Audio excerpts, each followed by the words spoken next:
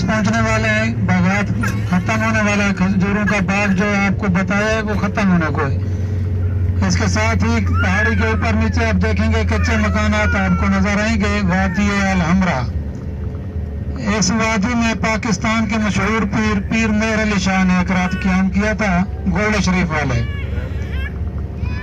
क़याम के दौरान आप सल्लल्लाहु अलैहि वसल्लम की ज़ियारत भी नसीब हुई और उन्होंने अपना मशहूर कलाम भी इसी वादी में लिखा था, किथे मेरे अली किथे तेरी सना, गुस्ताख अखियां किथे झाड़ियां।